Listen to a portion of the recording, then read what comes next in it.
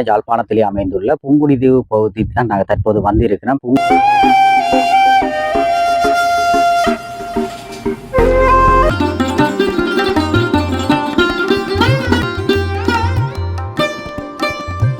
புங்குடுதீவு பகுதியிலே அமைப்பெற்ற இந்த வெளிச்ச வீடானது